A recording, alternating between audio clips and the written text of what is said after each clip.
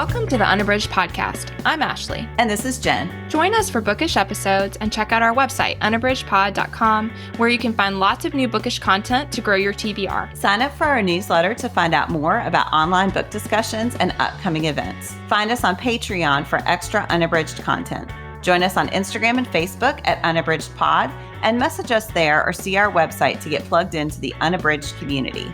You want opinions about books? We've got them.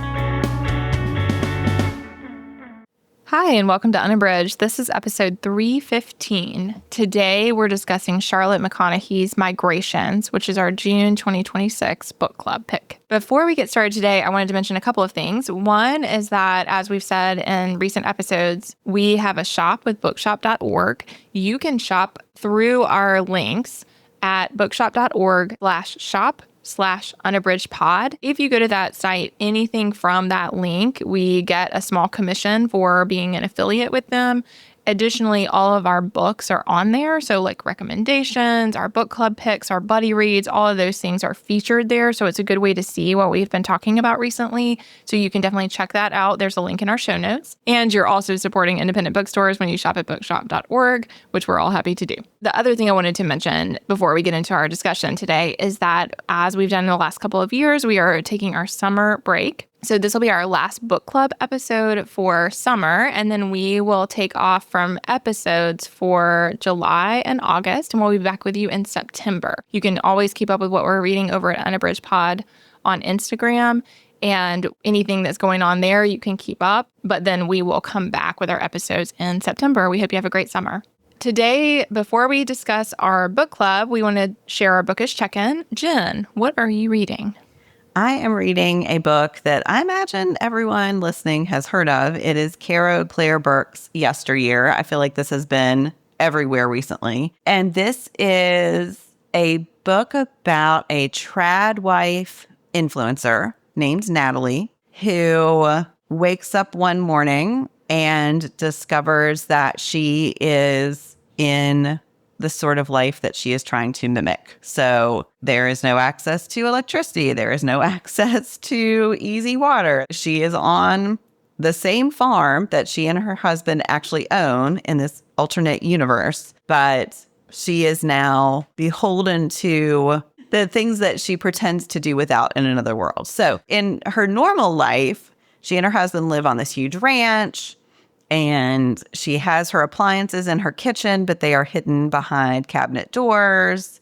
And she has 2 nannies and a social media manager, even though they never appear in her social media. She acts as if she does all of this on her own, takes care of all of her children on her own, even though that is not the truth. So it's a very carefully curated social media presence. And so then when she awakens and is, confronted with having to actually do without the things that she pretends to do without, she's not really happy about that. So she narrates the entire book, and it does go back and forth in alternating chapters between, you see her evolution from being a student at Harvard and feeling really on the outside of things, meeting the man who will become her husband, and how they end up in this sort of life in the one timeline. And then in the other timeline, you see what's happening to her as she is in this alternate reality for longer and longer and trying to get accustomed to it. So she is married to the man she calls Old Caleb in this alternate reality, who is a version of her husband, but a very different version of her husband. She does have children, but they are different children from the ones she has in her other life. I'm not really sure where it's going. I have heard that there is some kind of amazing twist, but I don't really know what's coming. So I have no idea, but it is really compellingly told. I would say that Natalie's voice is one of the main draws. She's not always a particularly pleasant person to be in her head, but she is a fascinating character. And you can kind of see how she has traveled down the road to become the person that she is. So it's really good. I don't know what's going to happen, but I'm enjoying the reading process. And I am listening to this one, and I will say the audio is excellent. And I have heard Burke on a couple of podcasts, and I think she is a really fascinating person. So I'm really going to be interested to see how she decides to wrap up her book. So this is Claire Burke's Yesteryear. That is really interesting, Jen. I have seen it, but didn't know anything about what it was about. I'll be curious to hear. Let me know what you think when you are finished, because I would be interested to know your take in the end. That sounds compelling. Yeah, I'll be interested to see what you think. Yeah, that's it. I'm always somewhat skeptical when people talk about big twists kind of stuff. Yes. So I'll be curious if you like it in the end, but I am compelled by that idea of like, we want things to be simpler, but then to actually have to do this stuff is very different than the fantasy or like, romanticizing doing it. Yes. Yes. As Natalie is finding out. Yes. It's really good. All right. Ashley, what are you reading? This is one everybody will be familiar with as well. I'm reading Frederick Bachman's My Friends. I was just waiting to get that hold from the library. So that came in recently. And first of all, I don't know much about it. And I did not look at the summary because I didn't look at the publisher's synopsis because I know I want to read it and I didn't want anything to be spoiled. So I have only read the very beginning. And in the beginning, it is a scene where we meet Louisa.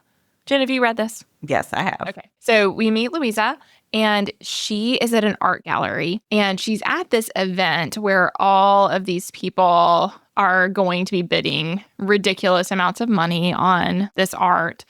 And she is posing as a server. And so she's just kind of blending in with the people who are catering the event. And yet she has a backpack. And in her backpack, we know she's got spray paint. And we can tell she has a lot of feelings in general about the whole event and also about the people. And particularly, she is there to see this one painting. I think it's called This One is the Sea or This is of the Sea or something. And she wants to see it. And it is this breathtaking, very famous painting. There's a picture of the sea, but there is a pier, and the pier that is like very faint and, in proportion to the whole painting. And on the pier, there are teenagers. And she is always like captivated by this painting and the way that it captures everything about this like moment in time. But she also recognizes that despite the fact that this painting is super famous and they're expecting it to go for millions and millions of dollars, she feels like everyone misses the point, and that the point is about the teens and not about the sea, despite the name of the painting. And so we're meeting her and getting to see that she is a really compelling and complicated character. She had a really hard life. Like, you can tell that right at the beginning also. She's lost somebody who was very dear to her recently and is grieving that loss, and also like just has very few connections in the world. So that has really impacted her. And yet we don't know what she's there to do and how far she wants to take things. And so that is kind of unfurling. And I've read a little past that and I'm very compelled by the next thing, but I don't want to spoil it for anyone. So I think I'm just going to say that, and I feel like it does all the things that I love that Bachman does. I think what I really appreciate about Bachman, and I think he does more and more of this as I've read more of his recent books, is takes people from very different backgrounds, very different lives, and puts them in this situation together that then unfurls in really interesting ways. And I feel like that is something I'm really enjoying. I've heard some talk about people who don't like some of the Bachman books that have come out more recently.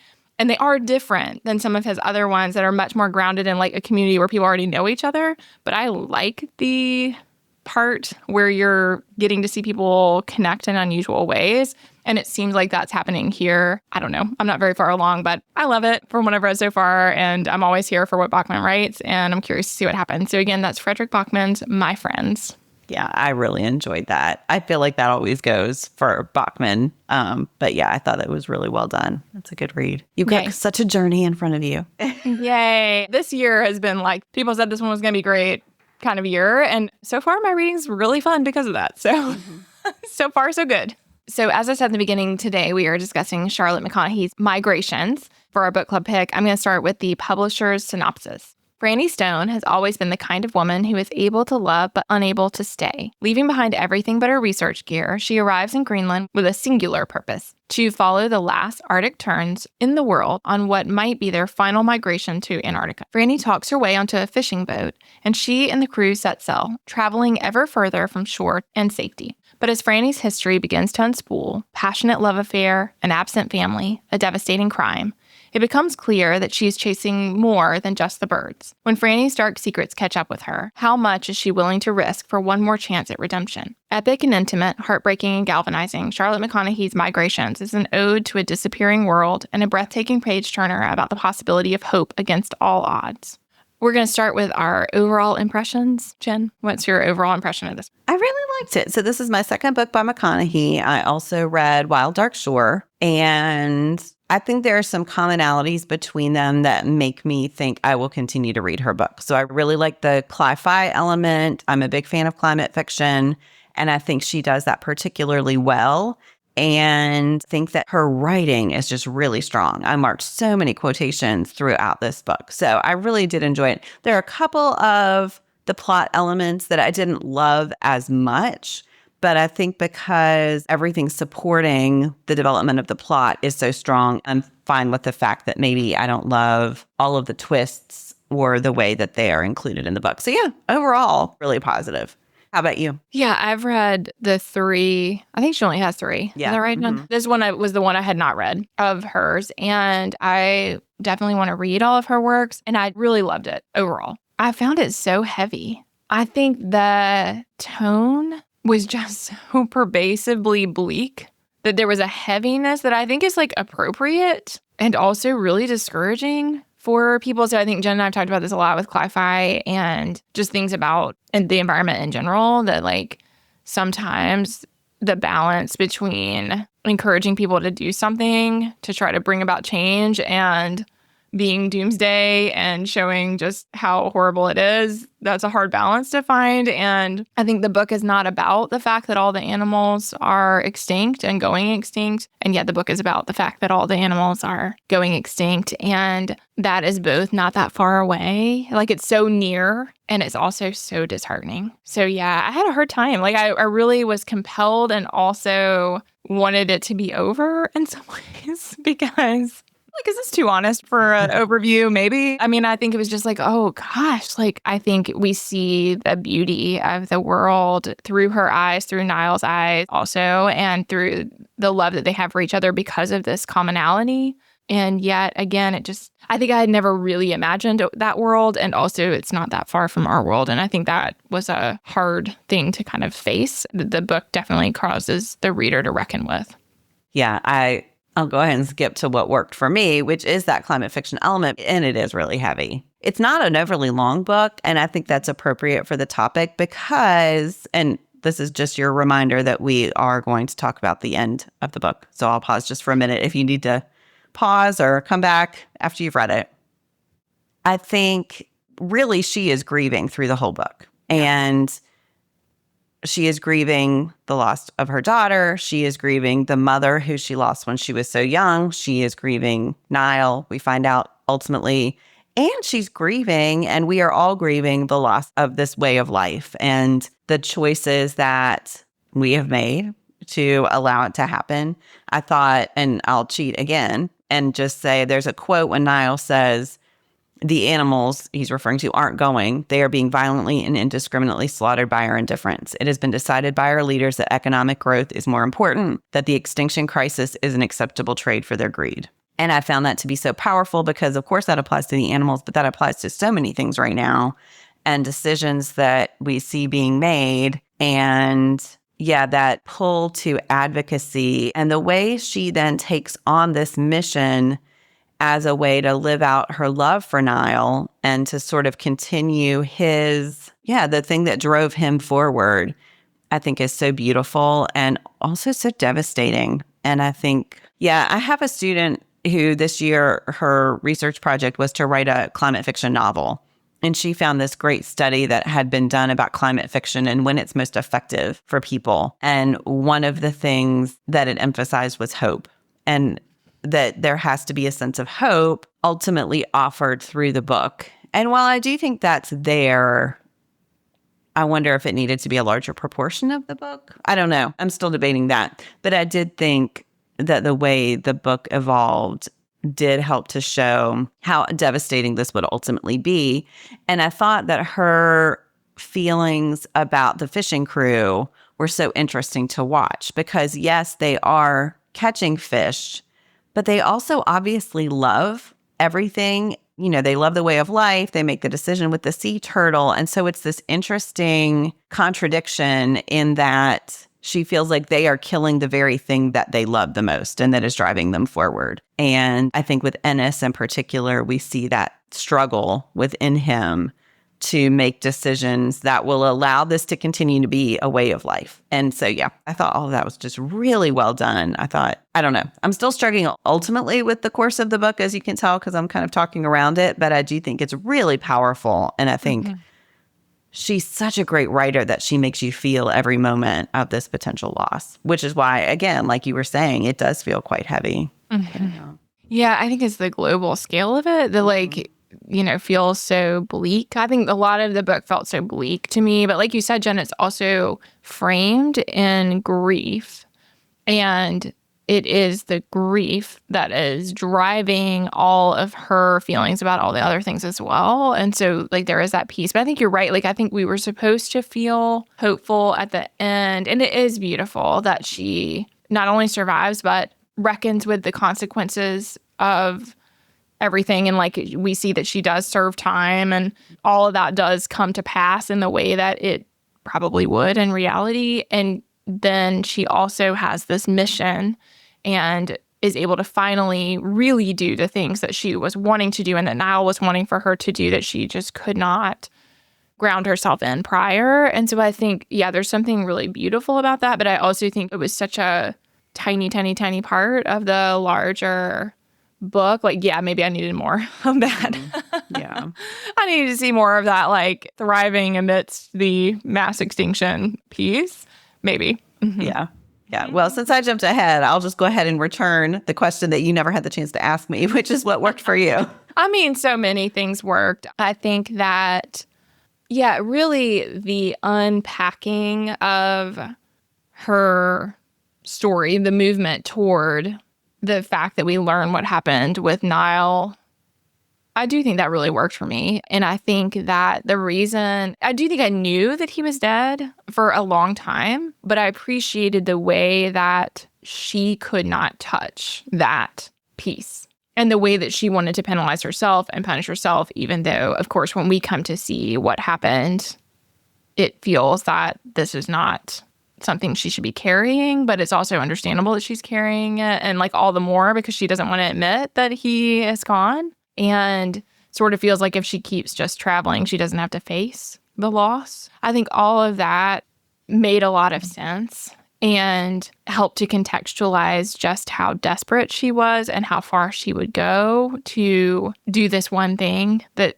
became to feel that it was the only thing that she could do in the world. That was the only thing there was left. And I think all that's really beautiful. And I also loved, like you were talking about, touching on, Jen, about the way she comes to see Ennis and the crew. And I think what I loved so much about that was that we make all these sweeping assumptions about people and how wrong they often are. And I think we really see that. And then the way that in the end, she winds up being attacked by someone who is protesting what they do, even though she was prior a protester. And because of it, gets in a life-threatening situation. I think all of that was just so important to think about and is something that we're facing, of just this these sweeping black and white attitudes and this idea of we know what's right and wrong, instead of understanding the shades of gray. And so she really has to reckon with that, because it's exactly that she wants to resent them for what they do. But in a lot of ways, they are more aware of and in the face of all of this than most of the people. And how interesting that is. Yeah. It's really an intricate story. Yeah. The more we talk about it, I think it's really well done. It's amazing this was her debut. Yes. For sure. Well, we wanted to share a quote. We both have several on our document we reference. Jen, which one did you land on? Well, I already shared one, but that's true. Good point. I like that one a lot as well. I had that on my list too. The one that I'll officially share is, do you know how long it takes the sea to make that journey around the world? How long? He is humoring me, but gently, so I smile. 1,000 years. Ennis shares my expression. How could he not? Who was it that discovered this extraordinariness? Someone like my husband, who has dedicated his life to the questions by which others are dwarfed. And I think that represents in the book for me this reverence for the wonder of scientific discovery, and that when you ask questions, you find answers that are so powerful. And it's similar when they're talking about the turns and just how remarkable the journey that they're taking is. And I think that acknowledgement that there are things out there that we can't fathom both makes it wonderful, but also heightens the sadness of the potential loss of those things. And I think that love for the sea and all that it contains runs through the book so beautifully, and it becomes such a symbol for so many other things. Yeah, I think the symbolism in the text is just amazing. And so I really love that quotation. Just sharing something with someone who loves the sea as much as she does, maybe in a different way, but those stories are the ways that you start to reach people with your message. And so I thought that was really lovely. Yeah, I think I love all the parts exploring kind of the academia piece of it and how some of it is so off-putting and then other parts are so beautiful, and like this quest to know more and also to recognize how little we know. Like, I think, yeah, all of that is so interesting, and her perspective in the university setting is so different from Niles and a lot of the other people in the book. And so like that piece is really interesting too. What about you, Ashley? What quote do you want to share? I still feel torn, but I think I'm going to go with saving specific animals purely on the basis of what they offer humanity may be practical. But wasn't this attitude the problem to begin with? Our overwhelming, annihilating selfishness. What if the animals that exist purely to exist because millions of years of evolution have carved them into miraculous being? And I think, that part was one of the many times I felt my heart broke alongside hers with this understanding of she comes to realize that is what is being done, is that they're prioritizing these animals that they think will help survive. And, there's points made about the domesticated animals will survive because people care about them, and that the animals that are bred for food will survive because people need them. And I think that is so sad and also important for us to reckon with, because again, we are not in the dire situation of the book, but our communities and culture, like we are making decisions every day that have to do with like exactly this trajectory of if we can't make changes, we are going to lose the animals, and particularly the wild animals. And so I think, pausing to think about that and what pathways are possible, and can we revel in the joy of them, and in so doing, like care more about them. Mm-hmm. Yeah. It made me think, it was Radiolab just had an episode this week about hookworms and how, they are not seen as something that we run around. They're not very pleasant.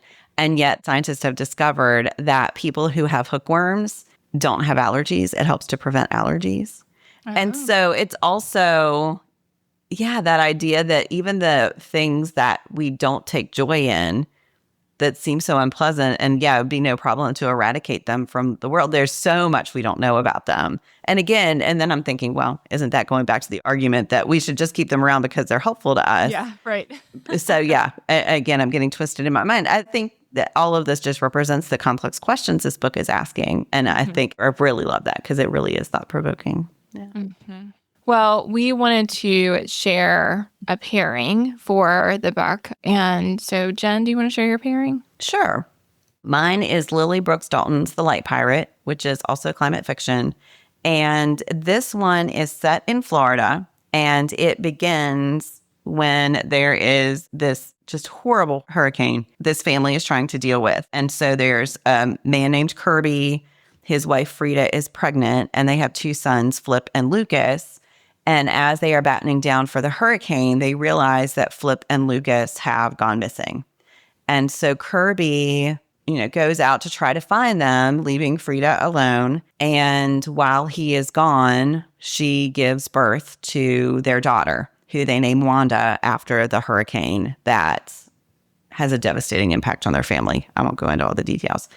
Wanda does become our point of view character. And the book skips through these different eras of her life when we see that Florida has essentially been cut off from the rest of the United States, that it is not truly inhabitable anymore because it has gone underwater.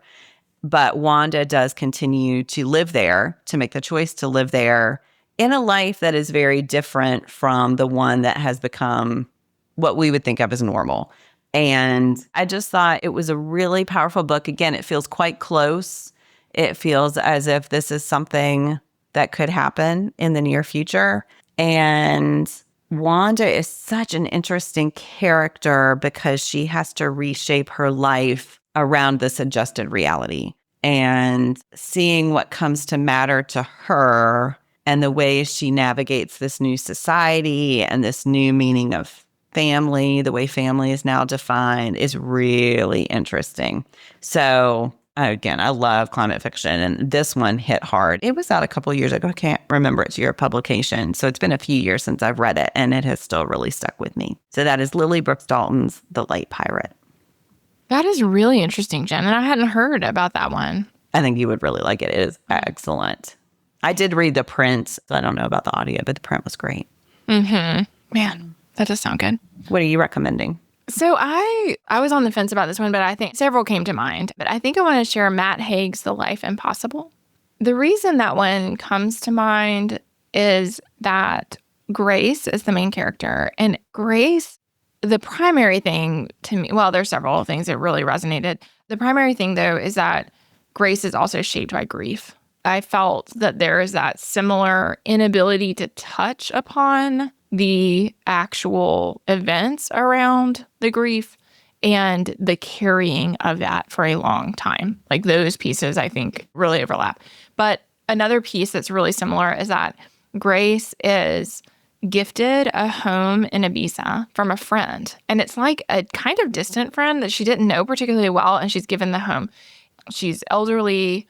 Her husband has died. She doesn't have any real connections. And so she's kind of like, it's very unlike her, but she's like, I'll just go. I'll just go and see the home and kind of go from there. And so she uproots and she goes to Ibiza. And so that part of the, like, Franny we see is a wanderer, I guess I would say, and is often kind of on the go. But they're both on this like journey that they don't really know the end of and don't really care like what happens next. And so there's kind of this desperation feeling for both characters.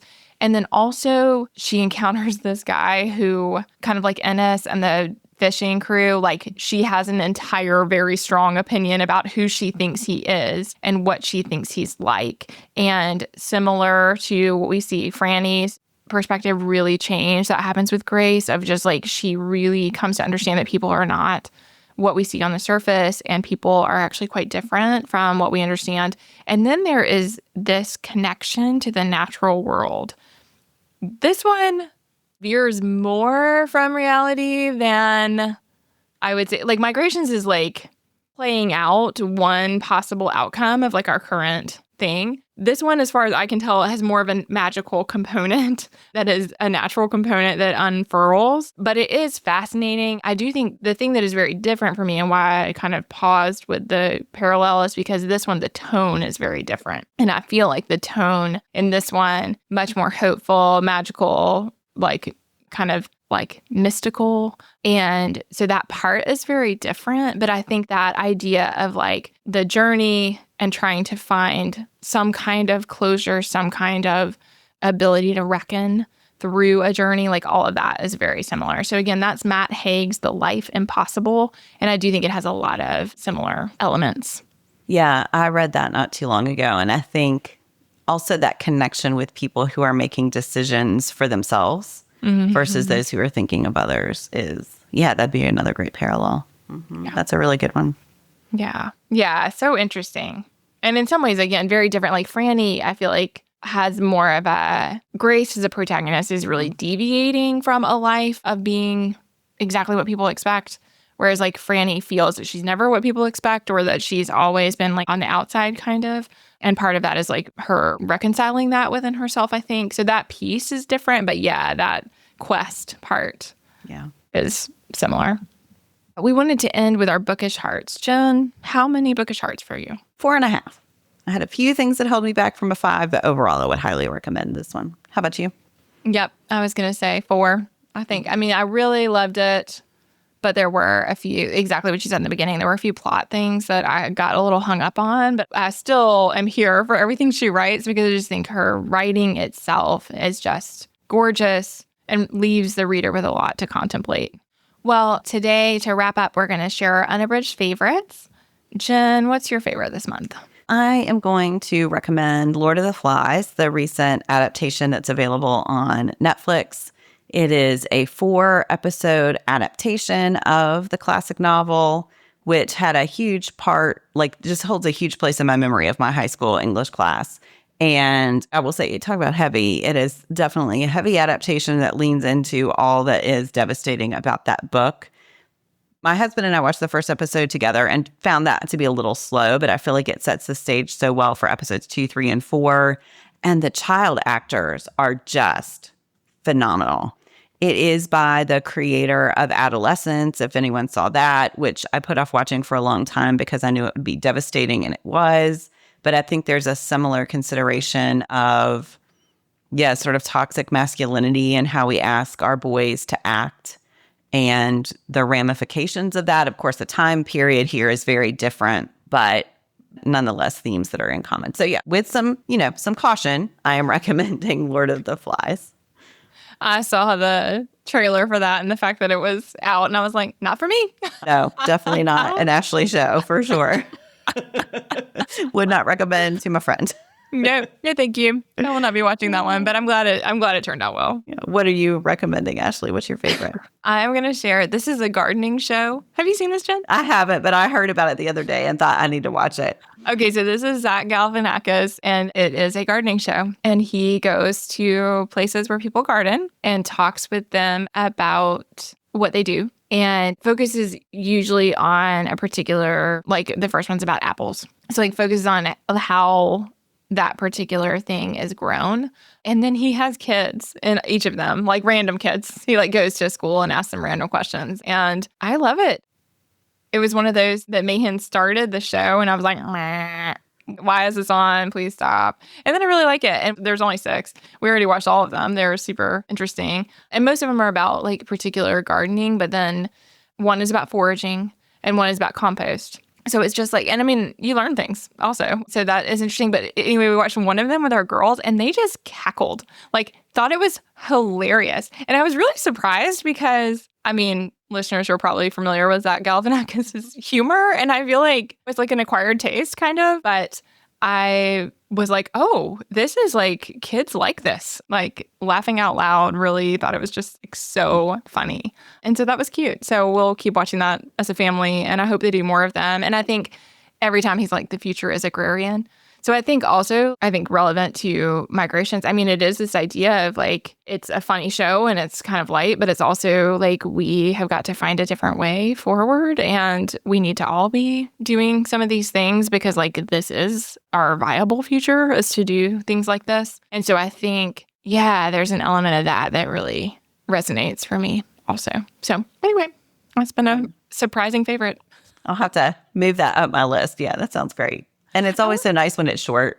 And you just they're super short, Jen. They're 15 minutes or something. Oh, I didn't realize it was that fast. Okay. They're very short. Yeah, it's very short. And I feel like sometimes I find his humor, when he did what was it called with the plants? Between two ferns. It was Between Two Ferns. Okay. Sometimes it's mean, and this is not that way. It's funny, and it's the sort of awkward things, but it's never mean-spirited in any way. So anyway, that's been a good one. Well, we hope that you enjoyed reading Migrations. We would love to hear if you read, what you thought about it. And like I said in the beginning, we will be taking our summer break. We hope you have a lovely summer. We'll still be active on Instagram some. You can always message us. And then we'll be back in September with new episodes. Thanks so much for listening. Do you have comments or opinions about what you heard today? We'd love to hear them. You can find us on Instagram, Facebook, and Twitter at UnabridgedPod, or on the web at unabridgedpod.com for ways to support us. To get more involved, you can sign up for our newsletter, join a buddy read, or become an ambassador. Thanks for listening to Unabridged.